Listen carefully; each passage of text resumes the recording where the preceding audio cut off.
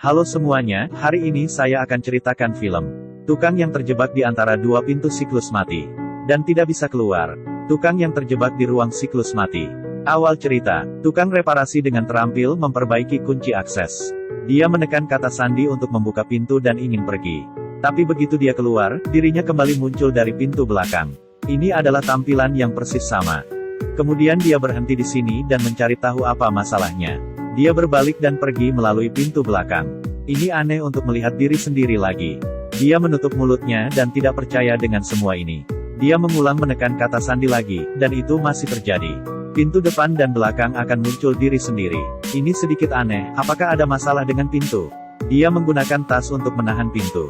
Dia pikir jika dia berlari dengan cepat maka bisa keluar. Kemudian dia mulai berlari dengan cepat. Melihat situasi ini, tampaknya dia tidak bisa berlari keluar dari sini. Ini sangat aneh, menakutkan untuk dipikirkan. Jangan panik ketika ketemu masalah, makan yogurt dulu agar tidak ketakutan. Ini bukan masalah besar, makan dulu Indomie agar tidak lapar. Saat ini harus menenangkan diri untuk mencari jalan keluar. Jika sudah putus asa dari awal, maka akan selamanya terkurung di sini.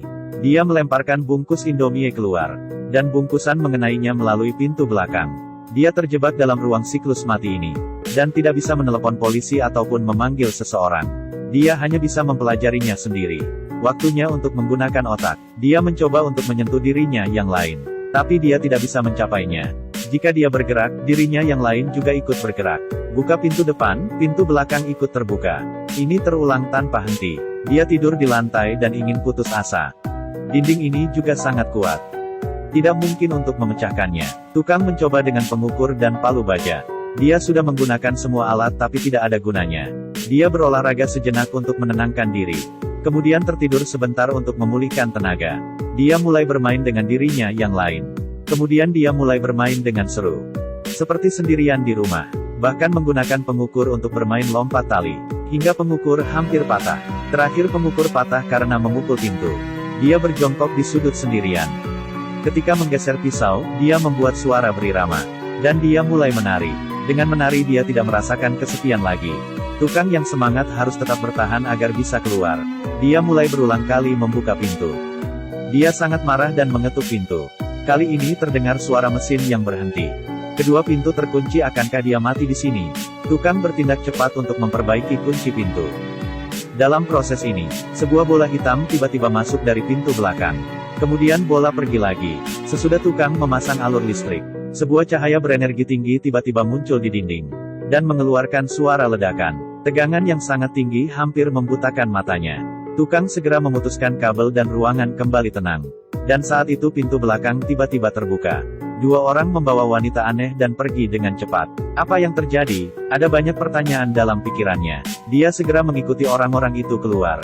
Kali ini dia kembali terkurung di ruang siklus mati. Awalnya emosinya sangat stabil, tapi saat dia melewati kesempatan ini, tiba-tiba dia menjadi sangat emosi. Dia menangis dan tertidur di atas lantai.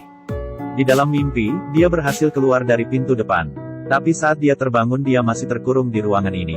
Tidak boleh menyerah, dia mulai melakukan meditasi. Tenangkan diri dan berpikir tentang apa yang harus dilakukan. Kemudian dia berjongkok di depan pintu. Sangat menakutkan jika terjebak di dalam sini sendirian. Jika ada buku atau handphone, setidaknya tidak membuatnya putus asa. Kapan tukang ini bisa keluar? Semuanya dikarenakan memperbaiki kunci. Dia mulai sibuk lagi. Dari dalam ruang terdengar suara yang aneh. Kemudian pintu tiba-tiba terbuka. Sejumlah makhluk tak terlihat berjalan masuk. Tukang itu bersembunyi di belakang pintu dan berhasil selamat. Sebagai tukang, dia memutuskan untuk memperbaiki kunci. Tak disangka dirinya yang lain muncul dari belakang pintu. Keduanya terdiam seketika. Orang itu langsung pergi, tapi dia masuk kembali dari pintu depan. Tukang menahan pintunya dan ingin berbincang. Saat menahan pintu depan maka pintu belakang tidak bisa dibuka. Kemudian dirinya tidak bisa menerima kenyataan ini. Lalu seluruh badannya bergemetar dan muntah.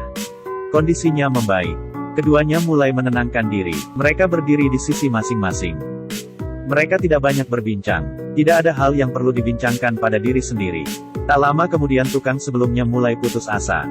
Dia tidur di sudut sendirian. Dan yang lain membuka kaos kaki dan terus berpikir. Ada ide yang berani dan matang dalam pikiran. Keinginan seorang pria yang terampil untuk bertahan hidup sangat kuat. Dia memutuskan untuk merobek pakaiannya. Minum yogurt dari orang lain. Untuk mengisi tenaga, yogurt yang tersisa tidak dibuang. Dia menuangkannya ke celana. Dia melemparkan pakaiannya keluar dari pintu depan dan mengikatnya ke kabel. Tangan kanan menarik pakaian di pintu belakang. Langkah demi langkah di tepi kematian. Energi tinggi akhirnya tiba. Dia menyentuh kabel untuk membuat korsleting. Dia menyentrum kedua orang hingga pingsan dan menghentikan siklus ini. Tidak lama kemudian, ketika dirinya yang lain terbangun, melihat semua di depannya, dia berteriak minta tolong. Dia tidak melihat cahaya dari pintu depan. Dia pergi ke pintu belakang yang gelap. Dan tukang yang pingsan saat terbangun kembali. Dia membuka pintu depan dan melihat cahaya. Dengan usaha sendiri mendapatkan kehidupan baru. Film ini berjudul The Monk in the Cycle Space. Film ini bercerita tentang tukang yang terjebak dalam siklus mati. Dan cara dia menyelamatkan diri sendiri. Kehidupan di dunia, mau tidak mau akan menghadapi dilema sementara. Walaupun berusaha akan tetap di tempat itu. Ke dalam siklus mati, hanya tetap optimis. Terus berpikir agar bisa keluar dari siklus mati ini. Menghadapi dilema yang sama, orang pesimis akan putus asa setelah berusaha sedikit. Pada akhirnya hanya akan jatuh ke dalam kegelapan. Hanya mereka yang positif bisa keluar dari siklus kematian.